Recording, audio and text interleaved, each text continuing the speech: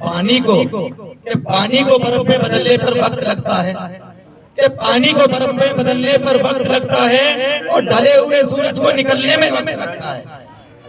तो बहुत समय आप सबने दिया, आज वो सूरज भी निकल चुका है, आप सबका संघर्ष साथ रहा है।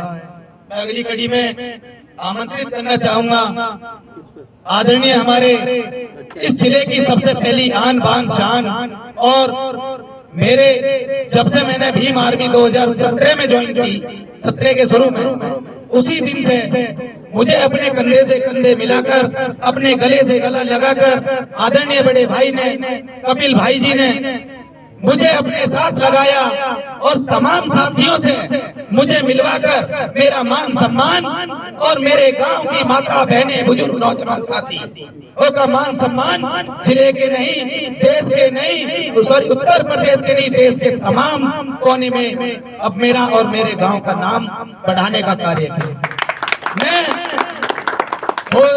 दो बात उनके विषय में आप सबको बताना चाहता हूं कि आदरणीय कपिल भाई वो शख्सियत हैं कि जिन्होंने अपना सब कुछ त्याग करके, बीवी बच्चों से वंचित रह करके, घर परिवार से दूर रह करके, हजारों लाखों करोड़ों रुपए इधर से उधर कर करके, कई बीघे जमीन को इधर से उधर करके, और 2022 में जब खतौली विधानसभा का उपचुनाव आरएलडी सपा और आजाद समाज पार्टी के गठबंधन से हुआ, तो आरएलडी के सिंबल से हमारे आदरणीय विधायक जी मदन भैया खतौली जो आज वर्तमान में हैं, अगर उनकी जीत का असली श्रेय किसी को जाता है तो आदरणीय कपिल भाई जी को जाता है। क्योंकि मैं ये बात इसलिए आपको बता रहा हूं कि इनके जितना संघर्ष, और दूसरे सच्चा बाहिनी मैं उनके विषय में तब बताऊंगा कि इनके जैसा संघर्ष इस उत्तर प्रदेश में नहीं, इस देश के युवाओं में तो आज के समय में है नहीं। अरे जिनके बीवी बच्चे छोड़ के चले जाते हैं वो फिर भी अपने समाज के प्रति आपके सम्मान में चलते रहते हैं, और आप उन्हें सम्मान तक नहीं देते। मैं सिर्फ आप ही की बात नहीं कर रहा, और आज फिर वो समय आया कि भाई चंद्रशेखर आजाद जी के साथ कंधे से कंधा मिलाकर, लाठी खाकर, जेल जाकर, तमाम तरह के सुविधाओं से वंचित होकर भाई कपिल आजाद जी ने 2 महीने, पूरे 2 महीने अपने परिवार से, अपने जिले से और हम सब से दूरी बनाकर नगीना लोकसभा में पूरे 2 महीने देकर और भाई चंद्रशेखर आजाद को सिर का ताज बनाया, संसद की गद्दी पर बैठाया, और आप और हम सब आज सांसद हैं, सिर्फ अगर हैं, और इस जीत के दोनों जीत के सिरा अगर किसी के जाता तो मैं अपनी नजरों में दोनों जीत के सिरे मानता हूं, तो आदरणीय कपिल भाई को मानता हूं। मैं आमंत्रित करना चाहता हूं आदरणीय बड़े भाई कपिल आजाद जी से। बहुत बहुत धन्यवाद कपिल आजाद जी। बहुत बहुत शुक्रिया संचालक महोदय और पूर्व में जिलाध्यक्ष रहे अमित आजाद जी, अभी मंडल उपाध्यक्ष हैं। साथियों, यह जीत अकेले मेरे संघर्ष की नहीं है, यह जीत और उस भाई की है जो पिछले 2015 से काम कर रहे हैं, यह जीत और उस पिता तुल्य बुजुर्ग की है जिन्होंने अपने आशीर्वाद दिया, यह जीत और उस माता और बहनों की है जिन्होंने हमें पैदा किया, उन्होंने आशीर्वाद दिया। ये लड़ाई आज की नहीं है।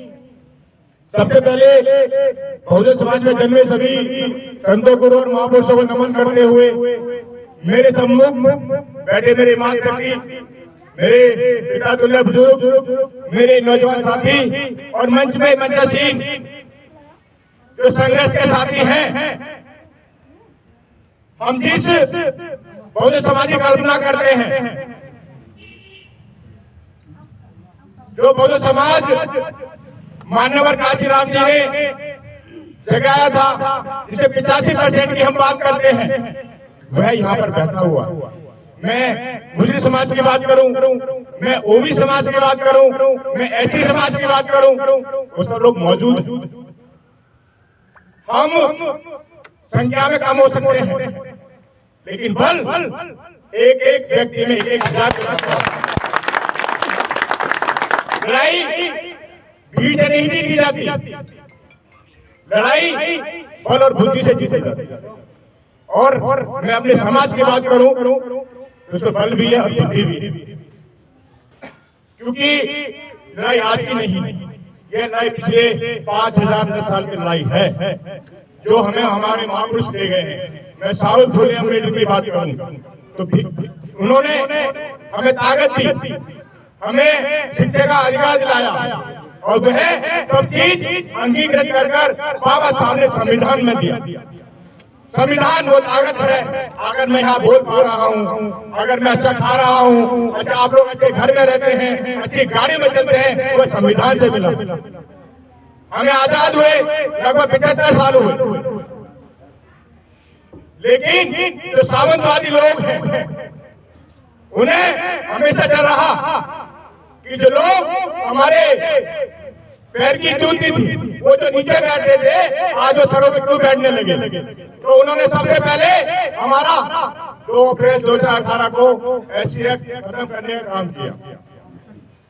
लेकिन मैं सलूट करना चाहता हूं उन भाइयों को जिन्होंने अपने SC से बचाने के लिए मेरे भाइयों ने शहादत दी।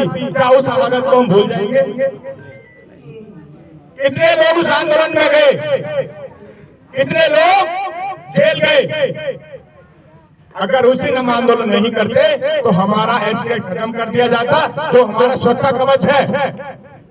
उस सुरक्षा कवच से हम अपने आप को बचा सकते हैं, नहीं तो कोई भी हमारे घर में आके हमें मार के पीट के चला जाता है।